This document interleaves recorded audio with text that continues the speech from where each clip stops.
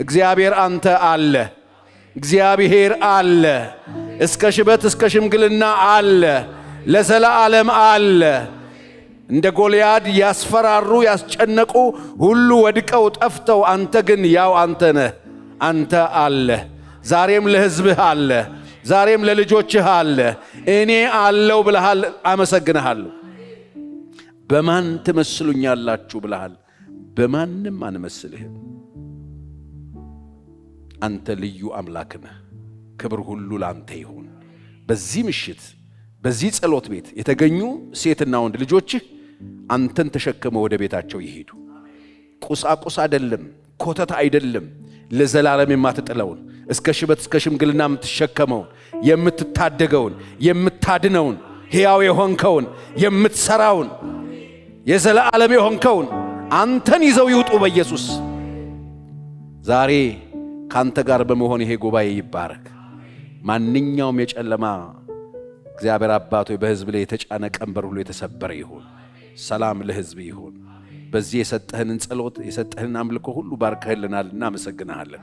ከዚህም በኋላ የሚኖረንን ጊዜ ባርክልን። በቃለ እውነት ተናገረን፣ በኢየሱስ ስም አሜን። እንደሚታወቀው በዚህ ዓመት እንደ መሪ ጥቅሳችን ወይም ደግሞ በመሪ የያዝነው የተነሳንበት ሞቶ አለን። እሱ ምንድነው ብለናል? እግዚአብሔርን መፍራት ነው። በዛ ዙሪያ የሚመለከቱት በቃ በዛ ዙሪያ የሚያኖሩንን የእግዚአብሔር ሐሳቦች ነው እየተማርን ያለነው። ባለፈው የተወሰነ ነገር ስለ መቀደስ አንስቻለሁ። ዛሬም የተወሰኑ ፖይንቶችን ቶሎ ቶሎ ብዬ ነግራችኋለሁ። አሁን ከቤተክርስቲያን መድረክ ከቅዱሳን አካባቢ በጣም ተምረናል ከሚሉም እናውቃለን ከሚሉም በእግዚአብሔር ቤት ሰንብተናል ከምንልም ሰዎች አፍ እየጠፋ መድረኩም ላይ ብዙ ማይታይ ሶሻል ሚዲያም ላይ ብዙ ማንሰማው የመቀደስ ጉዳይ ነው። ምክንያቱም ሲባል ምን ያስፈልጋል መቀደስ? እግዚአብሔር አንድ ጊዜ ተቀድሶልሃል፣ መቀደስ ምን ያደርጋል የሚሉ በጣም ጠንከር ያሉ ቃል ጥቅስ ያላቸው ትምህርቶች ስላሉ ከብዙ ሰዎች ሕይወት ቅድስና ተመቷል።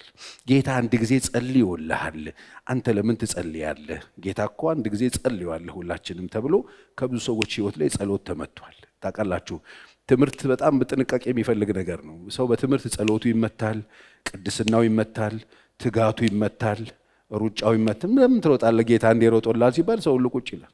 ጌታ ይጠብቃል ሲባል ዝንዝላልና ዝርክር ከፈጥረን ቁጭ ብለናል። እግዚአብሔር ሰርቶልሃል ሲባል ስራ አቁሞ ትውልዱ ቤተክርስቲያን ተሰብስቦ ወጣቱ ጉልበቱን፣ ኃይሉን፣ ዕውቀቱን፣ ውበቱን ይዞ ጭቅ ብሎ ቸርች ይውላል። ሰርቶ መኖር የሚችል ተምሮ መለወጥ የሚችል ቆፍሮ ማልማት የሚችል ጉልበት እየባከነ ነው ያለ። በምን? በትምህርት። ስለዚህ ዛሬ የምናነሳው ነገር ያው ብዛም አያስደስታችሁም፣ ግን ሮብ ምሽት ያው የምናገረውን ነገር እያወቃችሁ እየመጣችሁ ስለምትሰሙኝ እግዚአብሔር ይባርካችሁ። ለራሳችሁ አጨብጭቡ። በእውነት ወፈር ያለ ጭብጨባ ለራሳችሁ። እግዚአብሔር ይባርካችሁ። እንግዲህ መቀደስ ምንድነው? ዛሬ የማነሳው ሐሳብ መለየት ነው። ብዙ ጊዜ እናነሳዋለን። መለየት ነው።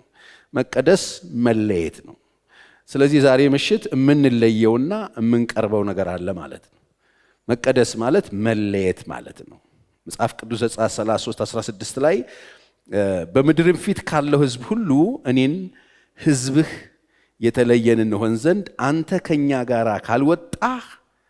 ካልወጣህ እኔና ሕዝብህ በአንተ ዘንድ ሞገስ ማግኘታችን በምን ይታወቃል አለው ይላል ሙሴ። አየህ፣ እግዚአብሔር ከሕዝቡ ጋር መሆኑ የተለየው ሕዝብ አንተ ሕዝብህን ለይተህ ለራስህ ካደረግከው ሕዝብ ጋር ካልወጣህ በምን ይታወቃል አለ። ወገኖቼ፣ እኛ ቅዱሳንን የምንል ሰዎች የምንለይበት መለያ ባውንደሪ መኖር አለበት። እግዚአብሔር ለራሱ የሚለየውን ሕዝብ ሁልጊዜ የሚለይበት የራሱ ባውንድ። ለምሳሌ ዘሌዋውያንም ለሄዳችሁ ተመለከቱ። እስራኤልን ከሌላው ሕዝብ ሲለየው በሚበላ ነገር ለይቶታል። ሰኮና የተሰነጠቀና ያልተሰነጠቀ ብሎ የስርዓት የመቅደስ ስርዓት ሰጥቷቸው፣ የአለባበስ ስርዓት ሰጥቷቸው፣ የአምልኮ ስርዓት ሰጥቷቸው ሕዝቡን ከሌሎቹ ለይቶ ነው የኖረው። ይሄ በብሉይ ኪዳን። አዲስ ኪዳንም ሲመጣ መለየቱ የቀረ የሚመስለን ሰዎች አለ። እግዚአብሔር ለይቶ ነው የራሱን ሕዝብ የሚያየው። ስለዚህ እግዚአብሔር ምንድነው መቀደስ ካላችሁኝ መለየት ነው። እርኩስን ነገር መለየት ነው። የክብር ዕቃ መሆን ነው። ለዚህ ነው አንድ ጊዜ ደግሜ ሰማይና ምድር አናውጣለሁ ከአሕዛብም የተመረጠውን ዕቃዬን ወደ መቅደሴ አመጣለሁ፣ የተመረጠ ዕቃዬን አመጣለሁ አለ። እግዚአብሔር ያመጣና ሕዝቡን ይቀድሳል።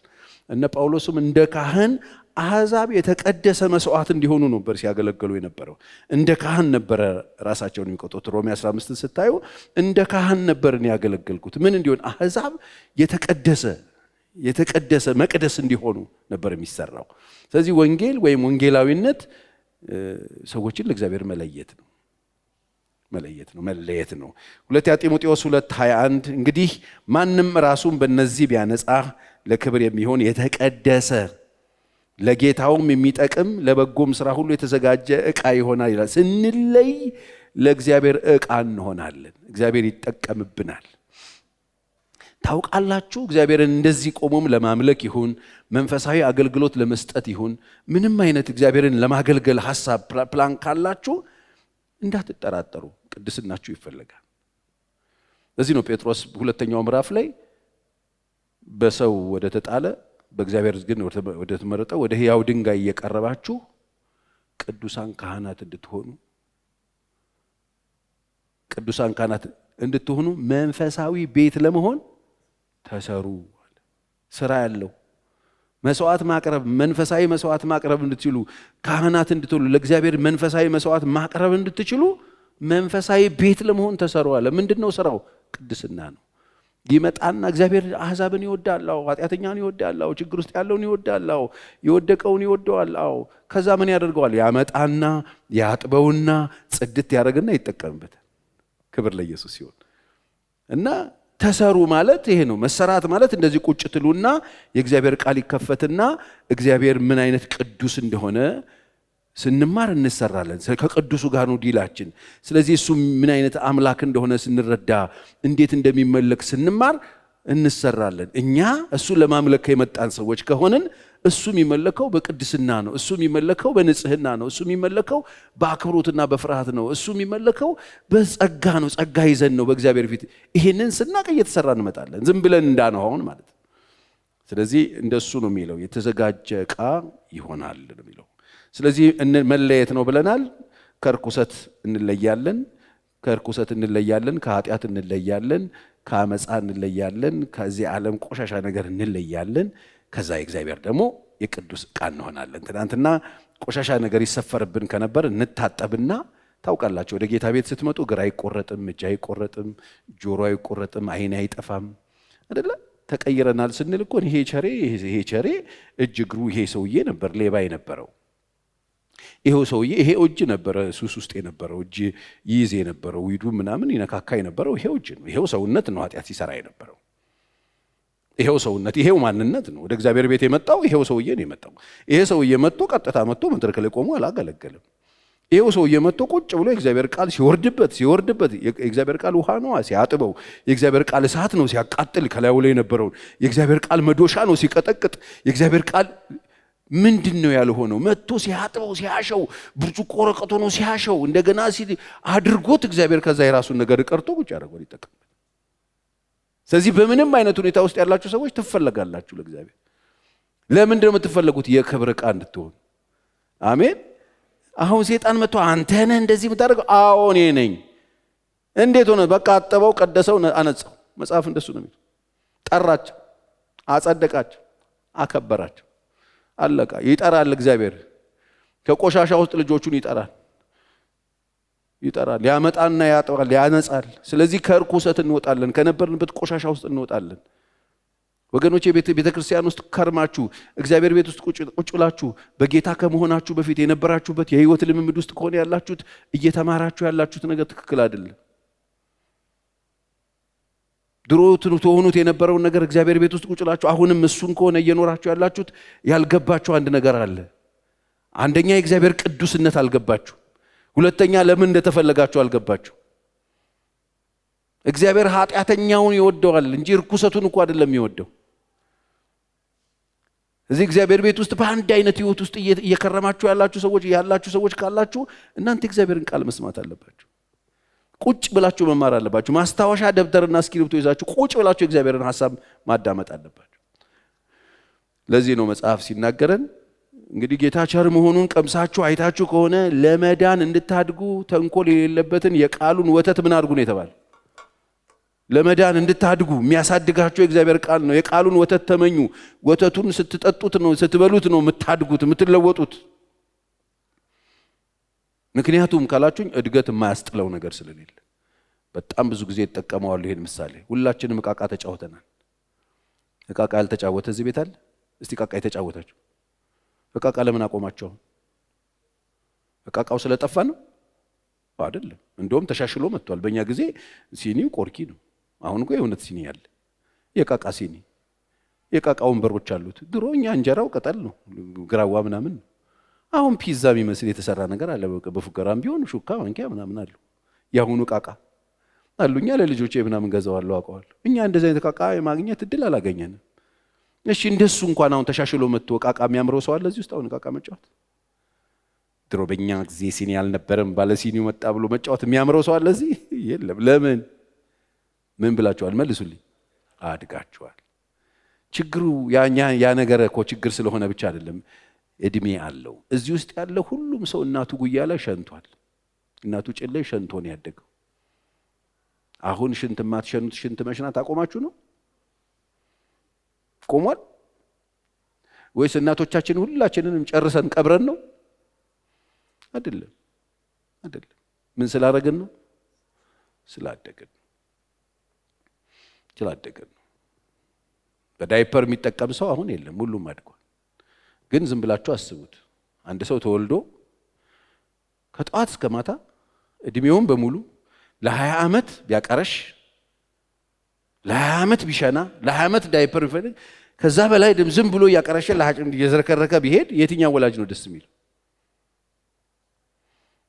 ወላጅ ደስ የሚለው ልጆቹ ልጅነቱን ደስ ይለዋል። ያን ልጅነት የሚጠላው የለም። ግን ከልጅነት ውስጥ እንዲቀር ደግሞ ማንም ሰው አይፈልግም። የፈለገ ብትወዱት ልጃችሁን እዛው ልጅ ሆኖ እንዲቀር ማንም ሰው አይፈልግም። ልጅ ሆኖ ቢቀር ስቅቅ ትላለች፣ ትደብቃለች። ከማህበረሰብ ተለይታ የምትሳቀቅ የምትጨነቅ እናት መሆኑ አይቀርም። ማደግ አለብን። ምንድነው ልትነግረን የፈለከው? እግዚአብሔር ቤት ውስጥ ከነበረው ቆሻሻችሁ ጋራ አሁንም ካላችሁ እየሰማችሁ ያላችሁት ነገር ትክክል አይደለም ማለት፣ እየተመገባችሁ ያላችሁት ነገር ትክክል አይደለም ማለት። በቃ የመጣችሁ ሰዎች እግዚአብሔር ቤት ከመጣችሁ በኋላ በህይወታችሁ ውስጥ ያለ ቆሻሻ የእግዚአብሔር ቃል ማጽዳት አለበት። እሱ ቆሻሻ ነክቷችኋልና ውጡ የሚላችሁ የለም። ቆሻሻችሁ ግን መታጠብ አለበት። ማን ነው ከእናንተ መካከል ልብሱን ቆሻሻ ነክቶት ከነ ቆሻሻው ጠዋትም ከሰዓትም እየለበሰ የሚወጣ? ሰው ቆሻሻ ነካው ማለት ቆሻሻ ነው ማለት አይደለም። ቆሻሻ የነካው ሰው ነው። ለዚህ ነው ኢየሱስ ክርስቶስ የሞተለት ሰው ነው። ቆሻሻም ነካ ኃጢአት ውስጥም ሆነ እርኩሰቱ ውስጥም ሆነ ያ ሰው ኢየሱስ ሞቶለታል። ቆሻሻ ነካው እንጂ ሰውየው ቆሻሻ ነው እያልን አይደለም።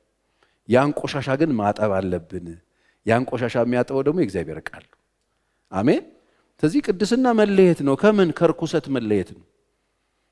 አሁን በጣም ይዘገን ነው። እኔ አማካሪ ስለሆንኩ ስለምሰማ ማለት ነው።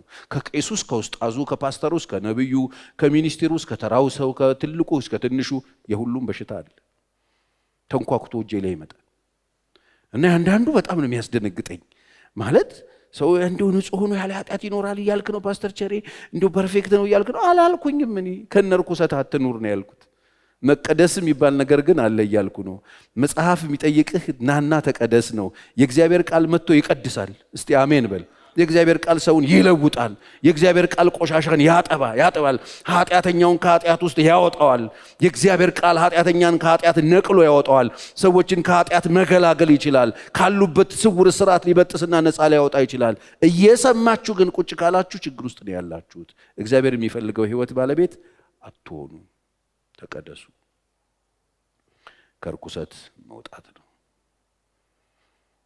ከህዝብ ለይቻችኋለሁ ብሎ እግዚአብሔር ይናገራል።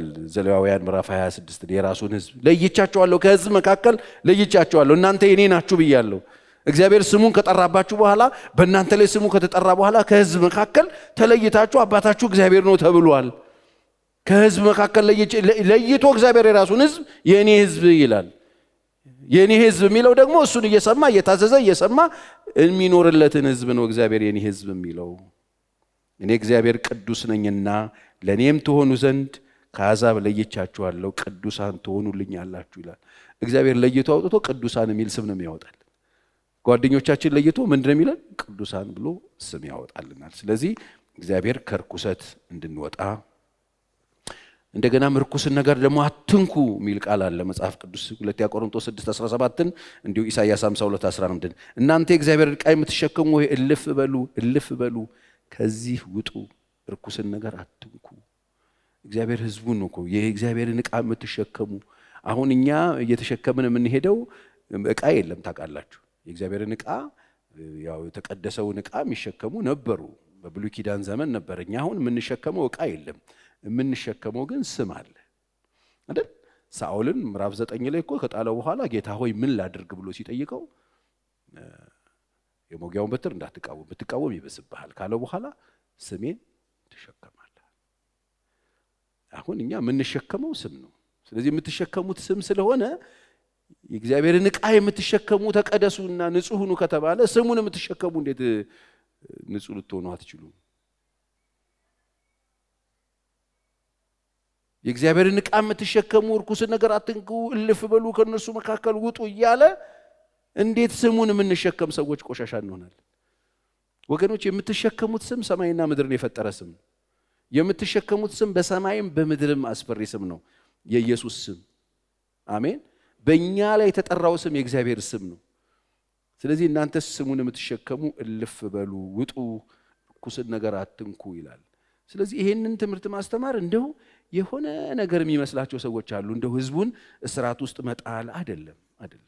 እኛ እንደ እድል ሆኖ የተወለድንበት ማህበረሰብ የኖርንበት ቤተሰብ ባይብል ስተዲ ያለበት እንደ አይሁድ ስርዓት ወይም እንደ እግዚአብሔር የኔ እንደሚለው ህዝብ ባይብል ስተዲ ያጠና ጸሎት ያየ ስተዲ የተደረገ የሆነ ያደገ ማህበረሰብ አይደለም። እኛ ሁላችንም ከምንና እንዴት እንደመጣ እናውቃለን። ሊኖሩ ይችላሉ እንደዚህ አይነት ሰዎች፣ ግን አብዛኞቻችን ጨርሶ መጽሐፍ ቅዱስ ከሌለበት ቤት ውስጥ ነው የመጣን። አምልኮ ስርዓት ከሌለበት፣ ሌላ እንደውም ባዕድ አምልኮ ካለበት፣ የተለያዩ ልምምዶች ካሉበት የምንኖርበት ማህበረሰብ በጣም ብዙ ባህልና ካልቸር የተምታታ ነገር ያለበት መጽሐፍ ቅዱሳዊ የሆነ ወይም እግዚአብሔራዊ የሆነ ልምምድ ብዙዎቻችን የለንም። ይሄንን ይዘን መተን ነው እንግዲህ አሁን ይሄን አትንኩባቸው ተብሎ አንዳንድ ሰዎች ይሄ አይነገርም፣ ጸጋውን ብቻ ቢሰበክ። እውነት ነው፣ ጸጋው ብቻ ይሰበካል። ግን እግዚአብሔር ደግሞ የሚፈልገውንም እንናገራለን። ጸጋው እኮ በእምነት ነው የሚያድነን አይደለ? የዳን ነው በጸጋ ነው። ምን ኖረው ግን በመርህ ነው። በጸጋ ዳኑ እንጂ ኑሯችሁ በመርህ ነው መሆን ያለበት። አሜን። እስቲ በጸጋ ድኛለሁ በሉኝ። እምኖረው ደግሞ በመርህ ነው በሉኝ። መርሁ ይኸው የእግዚአብሔር ቃል ነው። ጸጋን ሄዳን ነው የዘላለም ሕይወት ያገኘንበት ጸጋ ነው። ስንኖር ግን እንደ እግዚአብሔር ቃል ነው ምንኖረው። እሺ አሁን ይህን መቀላቀል የለብንም። የምናገለግለው በእግዚአብሔር ጸጋ ነው፣ የምንኖረው ግን በመርህ ነው። ስለዚህ የኔ ቢጤ አገልጋይ ሁኑ፣ ትልልቅ ሁኑ፣ ትንንሽ ሁኑ፣ ምንም አይነት እግዚአብሔር ቤት ውስጥ ቆይታ ያደረጋችሁ ወደፊትም መኖር የምትፈልጉ ሰዎች የእግዚአብሔር ጸጋ ዛሬ ተሰጥቶ አደገኛ የእግዚአብሔር ነገር በውስጥ ሊመጣ ይችላል። የዝማሬ ጸጋ ሊሰጥ ይችላል። ኃይለኛ የሚንበለበል እሳት አንተ ውስጥ መጥቶ ኃይለኛ ድፍረት እግዚአብሔር ከቶብህ የወንጌል ለመስበክ ፍላጎት ሊያድርብህ ይችላል። ጥሩ ነው። በጸጋ ልትሰብክ ትችላለህ፣ ልዘምር ትችላለህ፣ ሌሎችም ነገር ልትሰጥ ትችላለህ። በእግዚአብሔር ጸጋ ተሞልተ የእግዚአብሔር ጸጋ ደፋር አድርጎ ብዙ ነገር ሊያስደርግ ይችላል። የምትኖረው ግን በመርህ ነው። የብዙ አገልጋዮች በሽታ ችግር የሚጀምረው እዚህ ጋር ነው። በእግዚአብሔር ጸጋ አገልግለን ከጸጋ ውጪ ለመኖር ስንፈልግ የምናገለግለው አገልግሎትና ኑሯችን አልገጥም ብሏቸው ብዙ ሰዎች ይሰቃያሉ። እሱ አገልጋይ አይደል እንዴ? ያ ጸጋ የሚገለጥበት አይደል? ለምን ሲባል በጸጋ አገልግሎ ጸጋው የሱ ጉልበት የሚመስለው ሰውዬ ነው ማለት። ዝቅ ብለን በጸጋ ካገለገልን በኋላ ዝቅ ብለን መርሆችን መያዝ አለብን። በጉሊት አቋርጠን ስንሄድ እንደ እግዚአብሔር ቃል መኖር አለብን። ቤታችን እንደ እግዚአብሔር ቃል መምራት አለብን። ስንወርድ መሬት ላይ በመርህ ነው የምንኖረው። በጸጋው እያልክ አስፋልት ሞልተ መሄድ አያዋጣ። የዘላለም ሕይወት በእግዚአብሔር ጸጋ አግኝተናል። ክርስቶስ ሰጥቶን አግኝተናል። ሞቶ ሕይወትን ሸልሞናል። መሬት ላይ ግን የምንኖረው በመርህ። መርሆቹን ልቅም አድርገን የምናወጣው ከዚህ ውስጥ ነው። ስለዚህ የማይነኩ ነገሮችን አንነካም። ተቀደሱ። የእግዚአብሔር ሕዝብ የሚለይ ሕዝብ ነው። እግዚአብሔር ሕዝቡን እየለየ ነው የኖረው። በዘመናት መካከል ይለያል፣ አሁንም ይለያል። ርኩስን ነገር አትንኩ። 2 ቆሮንቶስ 6:17 ስለዚህ ጌታ ከመካከላቸው ውጡና ተለያችሁ ሁኑ፣ ርኩስን ነገር አትንኩ ይላል። ሁሉን የሚገዛ ጌታ። አዲስ ኪዳን ቆሮንቶስ ጳውሎስ እኔም እቀበላችኋለሁ ለእናንተም ይውላ ስትለዩ እርኩስን ነገር አትንኩ ብሎ ካወጣ በኋላ እኔ ለእናንተ ወንድ ልጆችና ሴት ልጆች ትሆናላችሁ ለእናንተ አባት ሆናችኋለሁ እኔ እለያችሁና አባት ሆናችኋለሁ መለየት የሚያመጣልን ጥቅም አለ አባት ይሰጠናል አባታችሁ እኔ ነኝ የምሆነው እናንተ ደግሞ ለኔ ወንድና ልጆች ሴት ልጆች ትሆኑልኛላችሁ ለኔ ወንድ ልጆችና ሴት ልጆች ትሆኑልኛላችሁ ይላል ምን ስትሉ ስለይ ይበሉ እስቲ ስንለይ አባታችን እግዚአብሔር ይሆናል ስንለይ የእግዚአብሔር ወንድና ሴት ልጆች እንሆናለን እርኩስን ነገር አትንኩ ውጡ ከመካከላቸው ይህንን ነው እንግዲህ አሁን ባለፈው ሳምንት እንደምንም ብዬ መስመሩን ላሰምርላችሁ የፈለኩት ውጡና የተለያችሁ ትሆናላችሁ ነው ያለው የተለያችሁ ማለት እናንተ ናችሁ የተለያችሁ የምትሆኑት የተለያ ነው ኖራችሁ የሚለይ አስተሳሰባችሁ የሚለይ ድርጊታችሁ የሚለይ ተግባራችሁ የሚለይ ነው እንጂ ከዓለም ወጣችሁ ዓለማውያንን ገፍታችሁ እናንተ የሆነ ቦክስ ሰርታችሁ እንድትቀመጡ አይደለም ከመካከላቸው ወጡና ተለዩ ሲባል አጠገባቸው ሳትደርሱ እነሱን ሳትነግሩ ማን ነው ታዲያ ወንጌል የሚነግራቸው የማንን ህይወት ነው ታዲያ የሚያሸቱት ደግሞ ከዚህ ኢየሱስን አይተናል አይደል ኢየሱስ ኃጢአተኞች ጋር አብሮ ስለይበላ ነበር ይከሰስ የነበረው የተለየ ነው የእግዚአብሔር ልጅ ነው ከሰማይ ነው የመጣው እኔ ከሰማይ ነው የመጣሁት ብሎ ኃጢአተኞችን ሲሸሽ አታዩት ከኃጢአተኞች ጋር ደግሞ ሲበላ ሲጠጣ አብሯቸው ሲሆን ታገኙታላችሁ ለምን እሱ ነው የተለየ የሆነው እንጂ ከነሱ አይደለም የተለየ እሱ ልዩ ነው እሱ የእግዚአብሔር ልጅ ነው እስቲ አሜን ስለዚህ እኛ የተለየንን ማለት ከነሱ ተለይተን አጠገባቸው አንደርስም ማለት አይደለም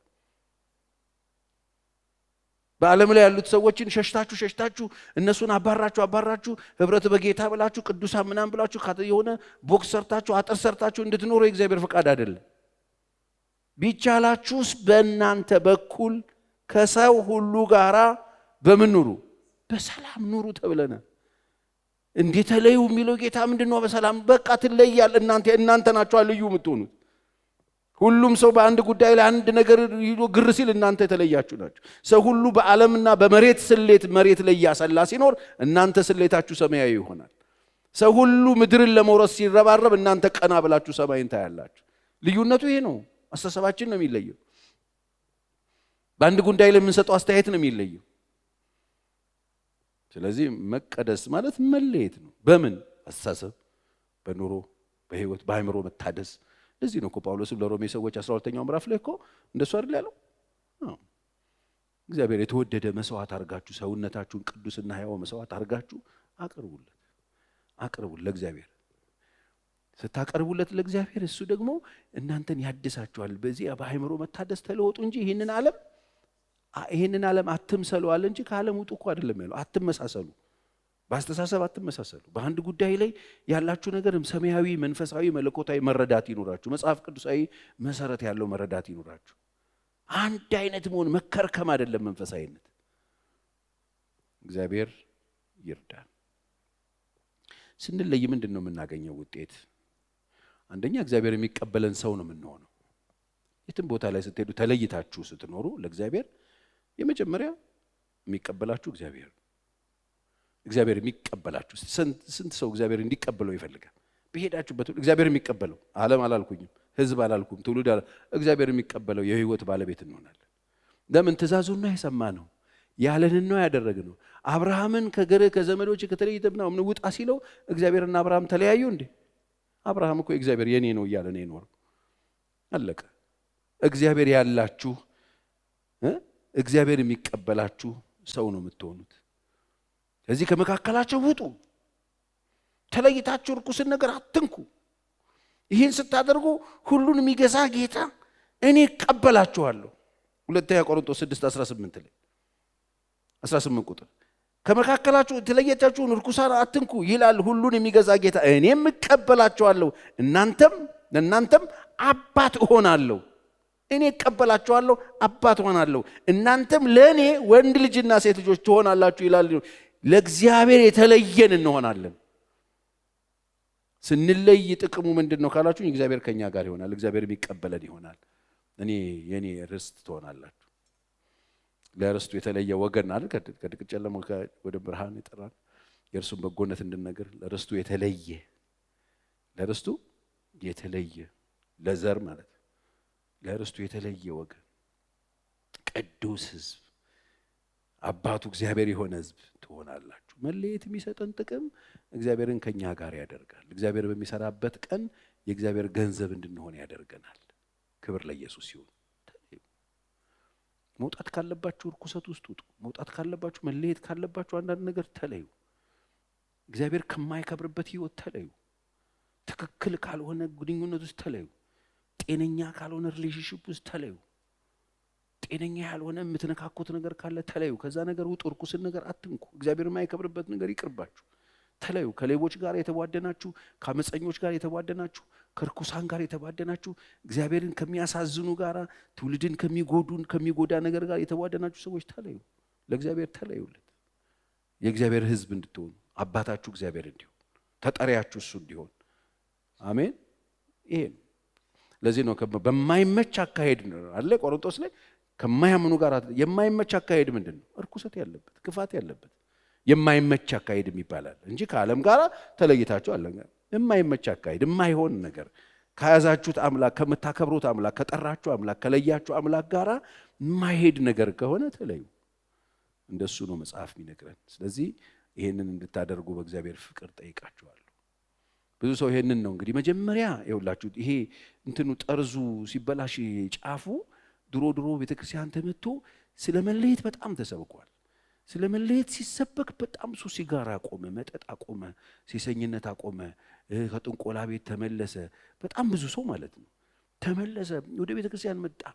በጣም ብዙ ሰው ጸባዩ ታረመ። እግዚአብሔር ይሄን አይደለም እየጠየቀ ያለው።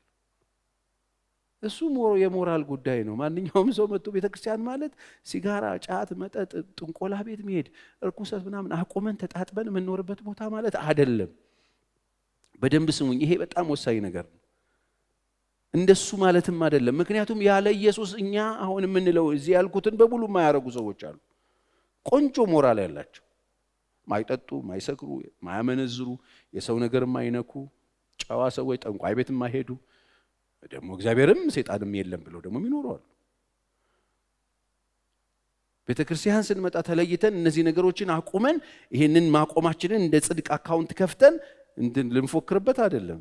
መለየት አለብን። አሁን ግን ከተለየን በኋላ ተለይተን ወደ ማን ነው የምንሄደው? የምንለየው ለማን ነው?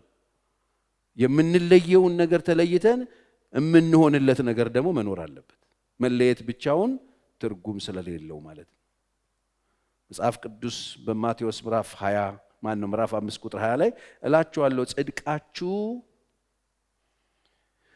ጽድቃችሁ ከጻፎችና ከፈሪሳውያን ጽድቅ ካልበለጠ ወደ መንግሥተ ሰማይ ከቶ አትገቡም አለ። አይገርምም? ሃይማኖተኛ መሆናችሁ ትርጉም የለውም። አያችሁ፣ ሃይማኖተኛ ሰዎች ይህንን ነው ያቆሙትና መጥተው ይሰበሰቡና ይከመሩና በቃ ይህንን ማቆማቸውን እንደ ብቃት፣ ይህንን አለማድረጋቸውን በእግዚአብሔር ፊት እንደ መግቢያ ኩፖን፣ በድሃ ማብላታቸውን እንደ መጨረሻ የጽድቅ መግቢያ ካርድና ኩፖን የሚያስቡ ሰዎች አሉ። ይሄ በጣም ትክክል አይደለም። እንደሱ ሆነና በጣም በቃ ደግሞ የሆኑ አይነት ሰዎች ተፈጠሩ። ይሄ ቅድስና ምናምን ተብሎ የተሰበከው እነዚህ ነገሮችን ማቆም ነው ተብሎ ይሄው እኮ ጄኔሬሽን ነው አሁንም ያለው። ይሄው እንደዚህ ተብሎ የመጣው ጄኔሬሽን ደግሞ ዊርድ ነው። በጣም የመጨረሻ ገጀራ ውስጧል። የእግዚአብሔር ጸጋ ባለፈበት ያላለፈ ሰው ላይ የሚፈርድ አንድ የወደቀ ሰው ሲያገኝ በድንጋይ ወግሮ የሚገድል ሰው ፈጥረን ቁጭ አለ። ርህራሄ የሌላቸው ጨካኝ ሰዎች፣ የወደቁ የማይታገሱ የሳቱ ሰዎች ለመመለስ የማይፈልጉ ልብ የሌላቸው በፍጹም ወጣቱን እንደሆነ ነገር አድርገው ሪጀክት የሚያደርጉ ኃጢአተኛውን መታገስ የማይችሉ ሰዎች ፈጥረን ቁጭ አለ። ምክንያቱም እነዚህ ሰዎች በራሳቸው ነው የቆሙት ማለት ነው። አያችሁ፣ መለየት ማለት እነዚህን ነገሮች አቁሞ የሆነ የጽድቅ ካባ ለብሶ ራስን ብቁ አድርጎ መቁጠር አይደለም። እነዚህ ነገሮች ሞራል ናቸው። ማንም ሰው ሊያደርገው ይችላል። እሱን ሳይሆን ከተለየን እንደ እግዚአብሔር ልጆች ለመኖር ነው መለየት ያለብን። ከምን እንደተለየን ማወቁ አይበቃም ማለት ነው። ወደ ማን እንደተለየን ማወቅ ነው የሚሻለው። ከነዚህ ነገሮች ተለየን። ወደ ማን የተለየ ነው? እንደዚህ ተለይተን መተን ማአት ሲጋራ ያቆመ፣ ጫት ያቆመ፣ ጸባዩ የታረመ ወንበዴ ሰብስበን ቁጭ ብንል ምን ትርጉም አለው? ከነዚህ ነገሮች ተለይተን ወደ ማን የተለየ ነው? ለማን የተለየ ነው? ቅድስና መለየት ብቻ ሳይሆን የተለየንለትንም ማወቅ ያስፈልጋል። ወደ ማን እንደተለየን ማወቅ አለብን። ከዚህ ተለይተን ወደ እግዚአብሔር ነው የመጣነው። ወደ እግዚአብሔር ነው የምንለየው። ወደ እግዚአብሔር ስንለይ ደግሞ ወደ ጌታ ስንለይ ደግሞ የሱ መልክኛ ይሆናል ማለት ነው። ወደ ክርስቶስ ነው የምንለየው።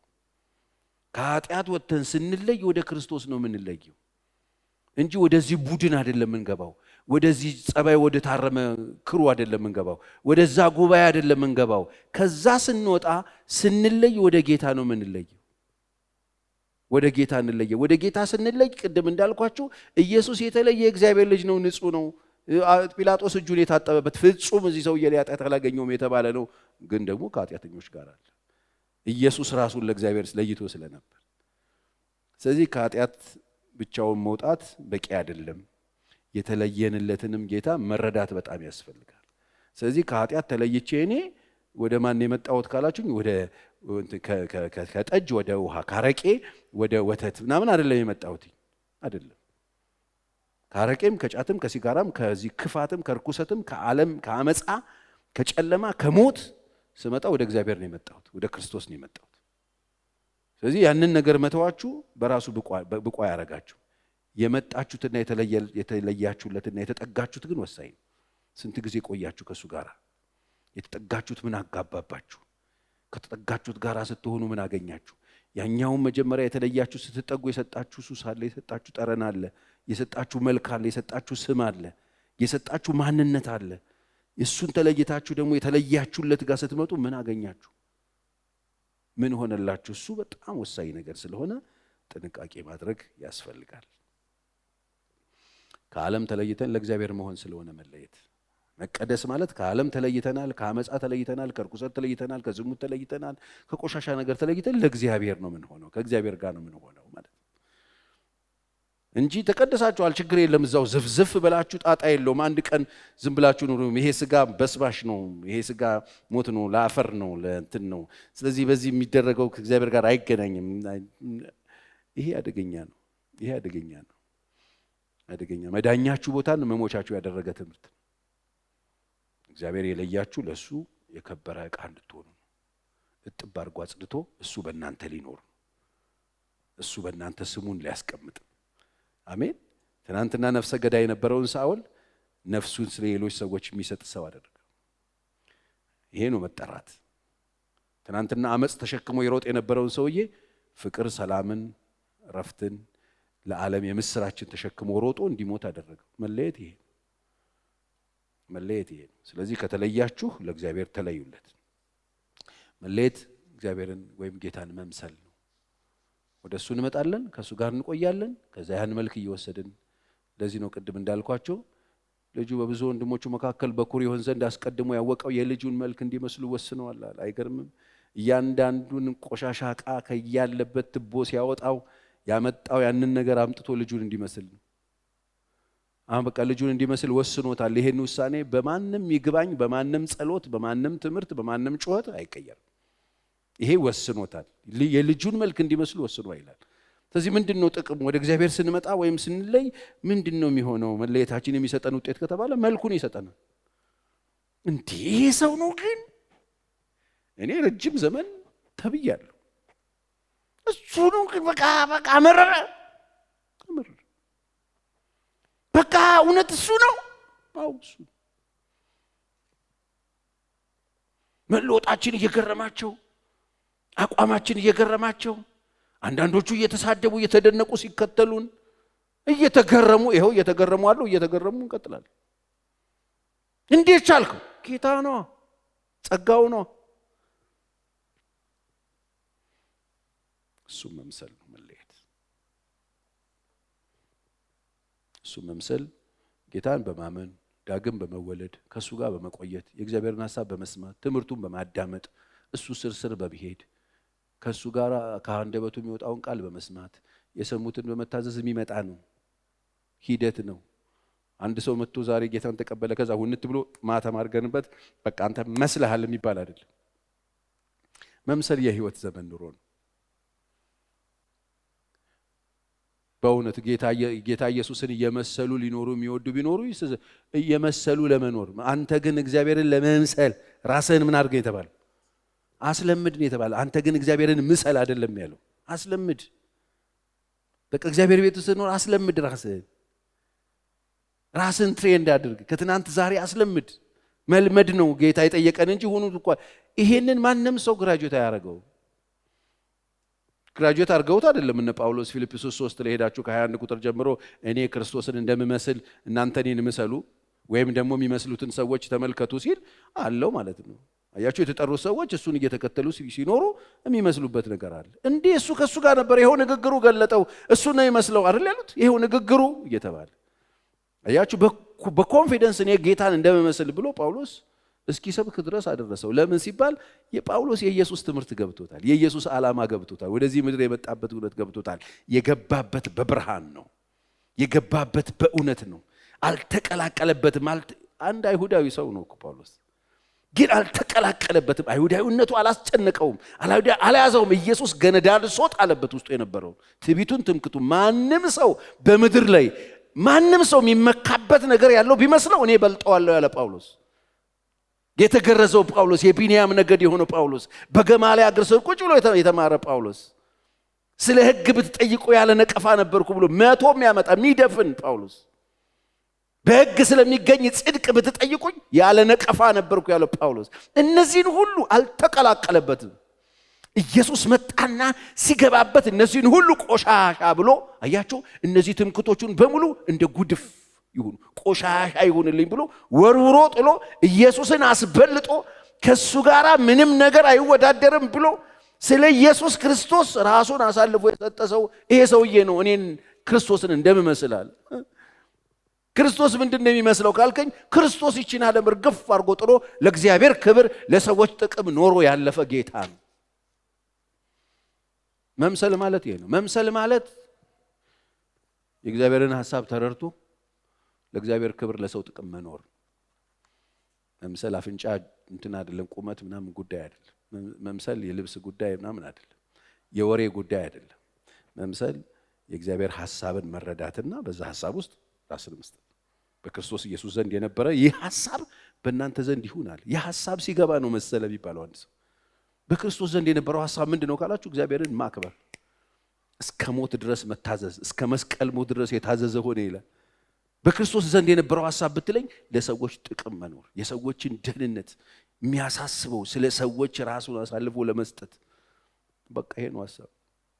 ስለዚህ ተለየን ሲባል የእግዚአብሔርን ሐሳብ አውቀን የልጁ መልክ የኛ ሲሆን ነው። የተለያችሁ ሰዎች መለያችሁ እኔ እየተለየው ነው እየተለየው አይደለም የሚለውን ማጣራት ከፈለጋችሁ እስቲ ወርቅ የሚመረመርበት እንትን ውስጥ እንደሚከተተው እስቲ እዚህ ሐሳብ ውስጥ ከተቱት።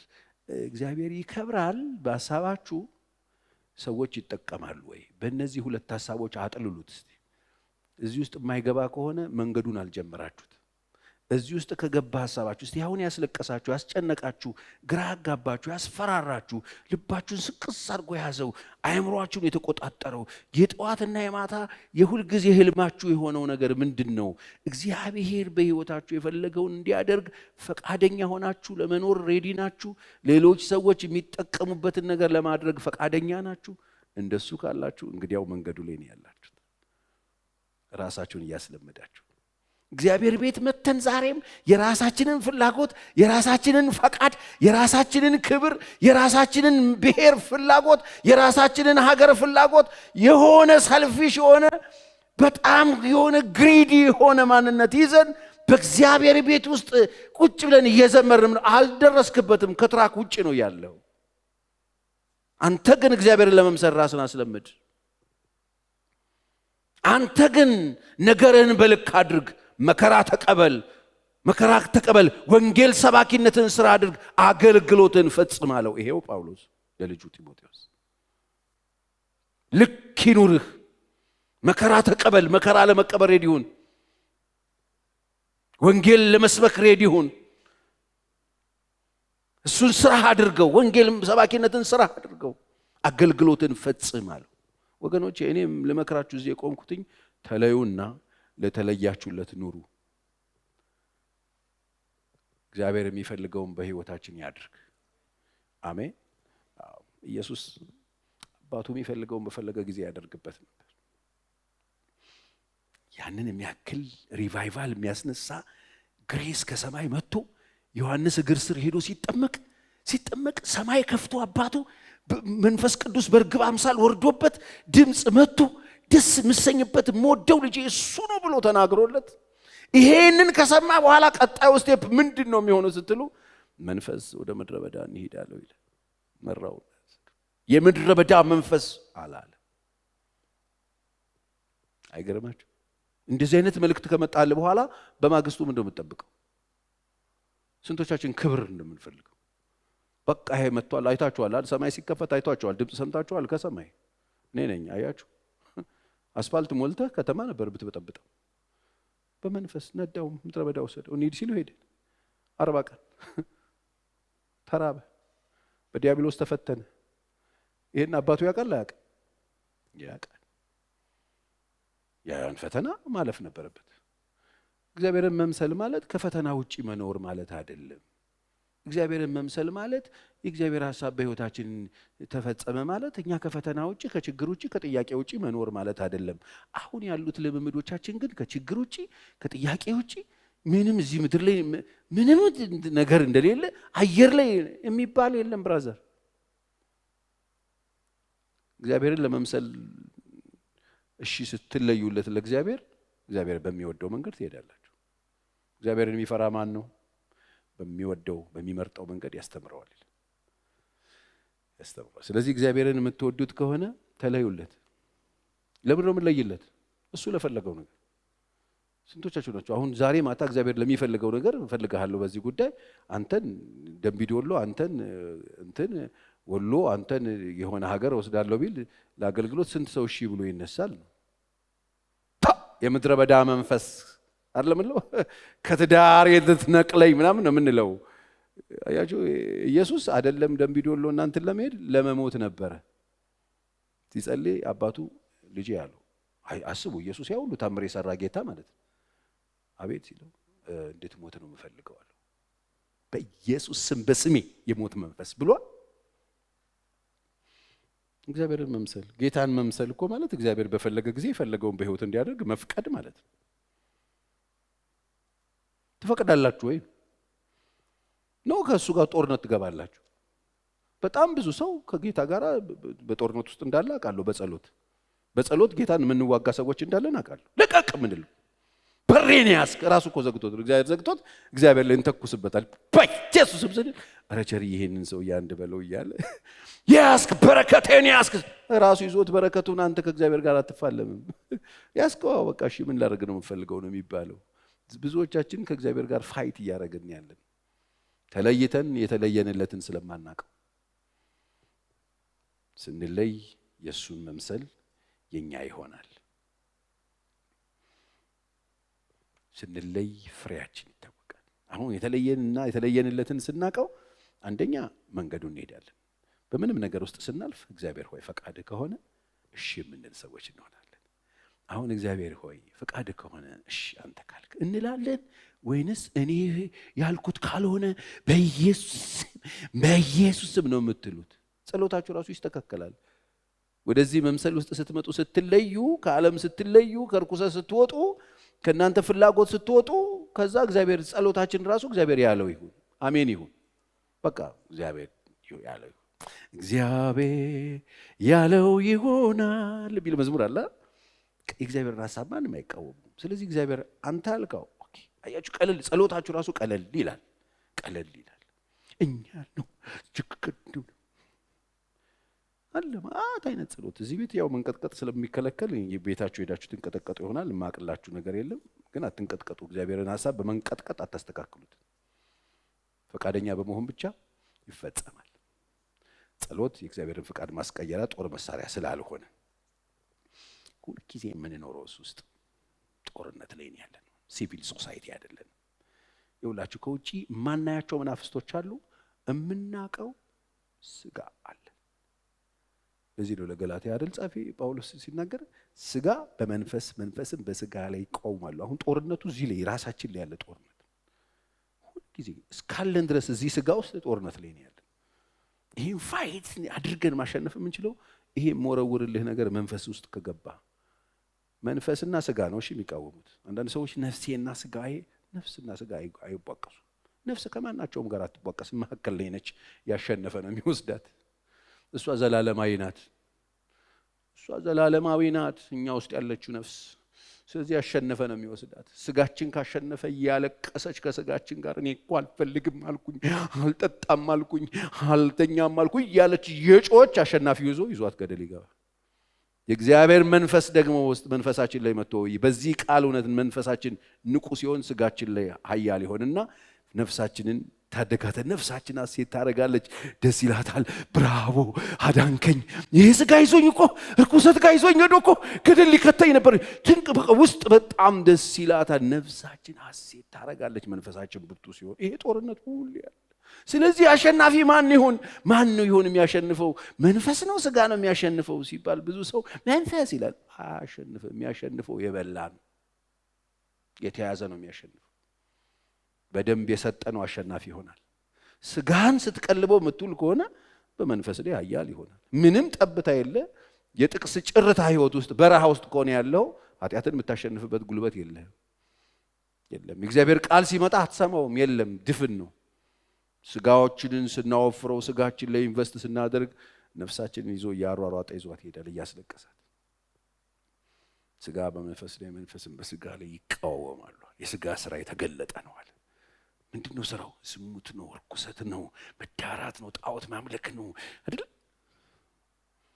የመንፈስ ፍሬ ደግሞ ታወቀ ነው። ፍቅር ነው፣ ደስታ ነው፣ ሰላም ነው። አሁን በእነዚህ መሃል ነው ያለችው ነፍሳችን። ስለዚህ በመንፈሳችንና በስጋችን መካከል ያለ ጦርነት እስካለን ድረስ ይቀጥላል። ስለዚህ መንፈሳችን አሸናፊ እንዲሆን ምን ያስፈልገናል? የእግዚአብሔር ቃል፣ የእግዚአብሔር እውነት ቁጭ ብሎ መማር። እዚህ ቁጭ ብላችሁ ስትሰሙ ለስጋችሁ አይደለም። አሁን እዚህ ሆቴል አይደለም ያላችሁት። እዚህ ስትመጡ ለመንፈሳችሁ የእግዚአብሔርን ጸጋ የእግዚአብሔርን ቃል እንመግበዋለን። ስጋችሁን ወስዶት አልንበረከክም ያለው ስጋ ተንበርከክ ይለዋል በእግዚአብሔር ፊት። ስጋችን ኃያል አይሆንም፣ መንፈሳችን ነው ኃያል የሚሆነው። ከዛ እግዚአብሔርን እንዲያከብር ያደርገዋል። ስጋችንን ወደ ርኩሰት ሲሄድ አትሄድም ጌታ ጋር ነው የምንሄደው ይላልማ። መንፈሳችን በእግዚአብሔር ቃል ይዞት አሸናፊ ሆኖ መኖር እንችላለን። ሁለቱ ይቋወማሉ። አሸናፊው የበላ ነው ብያቸዋለሁ። መጽሐፍ ቅዱስ ገላትያ 5:17 አንብቡ።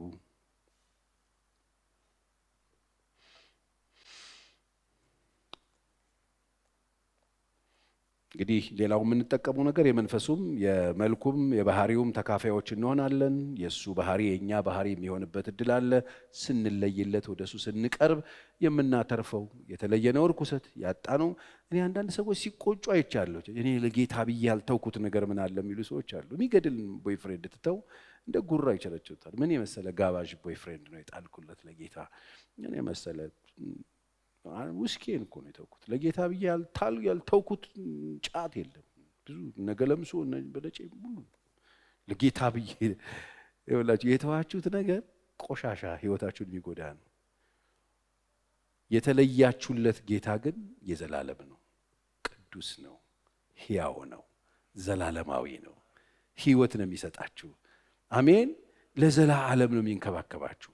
ይሄኛው መንገድ ቆሻሻ መንገድ፣ የተለየነለት ጌታ ግን ቅዱስና ዘላለማዊ አምላክ ነው። ምዕራፍ 1 ቁጥር 7 እስከ 10 ሁሉ በእርሱ በኩል እንደሚያምኑ ይህ ስለ ብርሃን ይመሰክር ዘንድ ለምስክር መጣ።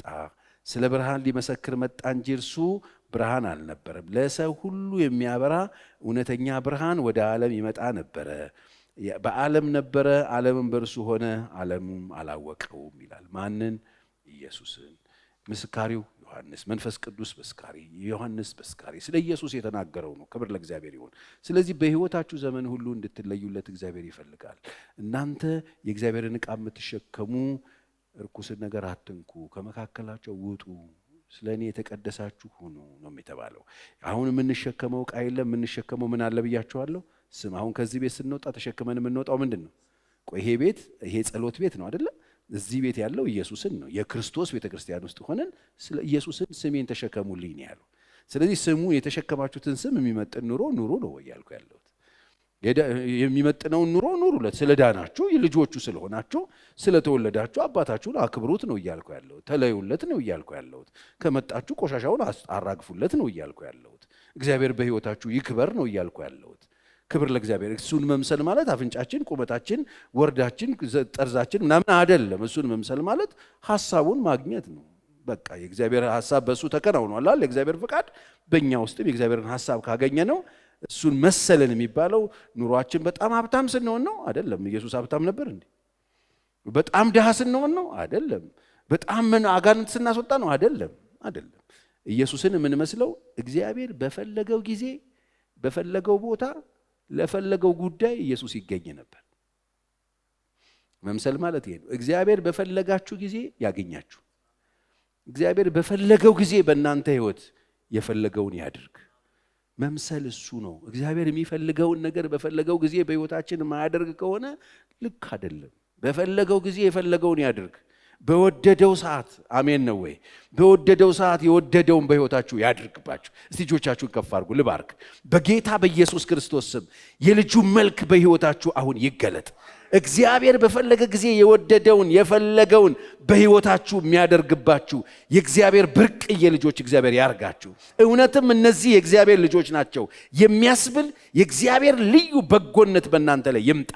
በጌታ በኢየሱስ ክርስቶስ ስም አሁን ያገኛችሁ። ተነሱና ቆሙ። በእግዚአብሔር ፊት እጆቻችሁን አንሱ። በኢየሱስ ስም እንለያለን። ከኃጢአት ከዓለም ከቆሻሻው ከርኩሰት ወጥተን ለእግዚአብሔር የክብር ዕቃዎች እንሆናለን። ፈልግሃለሁ ብሎ ጠርቶሃል። የጠራህ ጌታ ስሙን ሊያሸክምህ ነው። በዘመንህ ሁሉ እግዚአብሔርን አክብረህ ለብዙ ሰዎች መድኃኒት፣ መፍትሄ፣ ጠቃሚ ሆነ እንድታልፍ ነው። የሰራዊት አምላክ እግዚአብሔር በሐሳቡ ጥቅጥቅ ያርጋችሁ። የእግዚአብሔር ሐሳብ ማደሪያዎች ያድርጋችሁ። የእግዚአብሔር ሐሳብ ተፈልጎ የሚገኝባችሁ ያድርጋችሁ። የእግዚአብሔር ቃል ተፈልጎ የሚገኝባችሁ ያድርጋችሁ። በዚህ እግዚአብሔርን የምንጠይቅበት አንድ የእግዚአብሔር ሰው የለም ተብሎ እንደተጠየቀ ዛሬ እግዚአብሔር ሆይ ማንን እንጠይቅ? ስለ እግዚአብሔር ሲባል አለች እኮ አለ እኮ እስኪባል ድረስ ያንተ ሐሳብ የሚገኝባቸው ልጆች ይሁኑ። ሐሳብ ተፈልጎ እንዳይጠፋባቸው ያንተ ሐሳብ በኢየሱስ የሚገኝባቸው ትውልድ ሁሉ በፍርሃት በጎልያድ እየተጨነቀ ሐሳብህን ተሸክሞ ፍላጎትህን ጭኖ ያንተን ሥራ ለመስራት እንደመጣ እንደ ዳዊት በኢየሱስ ስም ለትውልድ መፍትሄ የሚሆኑ ልጆች ከዚህ ይውጡ። በረከት የሚሆኑ ሰዎች ከዚህ ይውጡ። ለፈራውና ለደነገጠው ለጨለማ ውስጥ ለታሰረው ለተያዘው መፍትሄ መሆን የሚችሉ ሰዎች ይውጡ። እግዚአብሔር ሆይ ይኸው ራሳችንን እንሰጣለን። ቀድሰን ለውጠን። እግዚአብሔር ሆይ እነዚህ እግዚአብሔር ልጆች ናቸው እስኪባል ድረስ ምልክትህ በእኛ ይታይ፣ ጠረንህ በእኛ ይሸተት። ፍሬያማ አድርገን፣ በጌታ በኢየሱስ ስም አድርገን። በትውልድ መካከል ምልክት አድርገን፣ የቅድስና ምልክት አድርገን፣ ላንተ የመለየት ምልክት አድርገን። ይሄውና መለየት የሚባለው እንዲባል አድርግ ጌታ ሆይ። ላንተ በመኖር ለሰዎች ጥቅም በመቆም አንተን እንድንመስልህ እርዳን። በልዩ ልዩ ሸቀጥ አይምሮአችን የተያዘን ልጆችህን በኢየሱስ ስም አስለቅቀን። ያንተን ስም ማትረፊያ ከማድረግ ጠብቀን፣ መነገጃ ከማድረግ ጠብቀን።